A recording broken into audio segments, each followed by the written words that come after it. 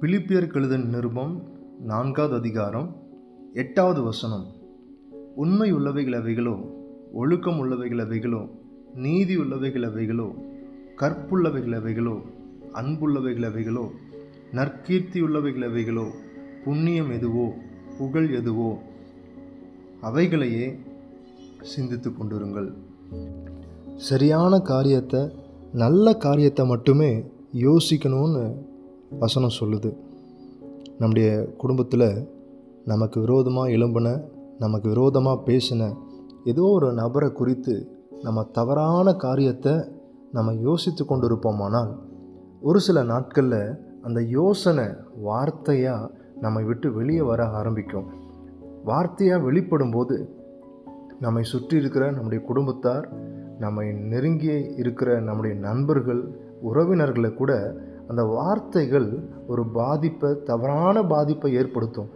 அந்த நபர் யார், என்ன, எங்கே இருக்கிறாருன்னு தெரியாமல் நம்மை சுற்றி இருக்கிற நபர்கள் நம்மோட சேர்ந்து அந்த நபரை வெறுக்க ஆரம்பிப்பாங்க. அந்த நபரை பற்றி தவறான ஒரு கண்ணோட்டத்தை பார்க்க ஆரம்பிப்பாங்க.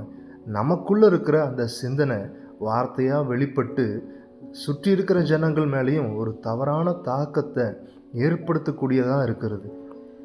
அது மட்டும் இல்லாமல் நமக்குள்ளே இருக்கிற அந்த யோசனைகள், தவறான சிந்தனைகள் நம்மை அறியாமையே ஒரு சில நேரங்களில் ஒரு வாக்குவாதமாக மாறுது.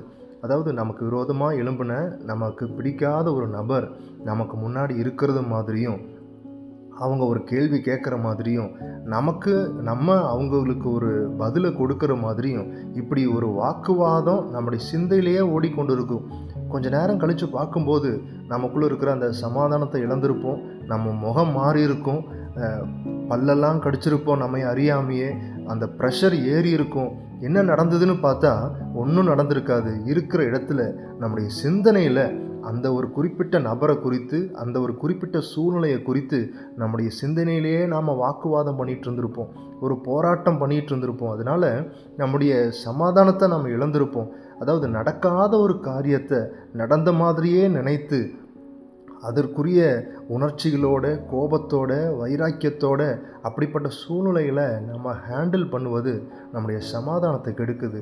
கர்த்தருடைய வார்த்தையின்படி எப்படிப்பட்ட சூழ்நிலையாக இருந்தாலும், எப்படிப்பட்ட ஒரு தவறான எண்ணங்களாக இருந்தாலும், அந்த எண்ணத்தை நம்முடைய சிந்தையிலிருந்து எடுத்துட்டு சரியான காரியத்தை சிந்தித்து சரியான காரியத்தை நம்ம பேசி கொண்டிருப்போமானால் நம்மை சுற்றி இருக்கிறவர்கள் பாதுகாக்கப்படுறாங்க, நம்முடைய சமாதானம் பாதுகாக்கப்படுது, கர்த்தருக்குள் இருக்கிற அந்த மகிழ்ச்சி நமக்குள்ள பாதுகாக்கப்படுது.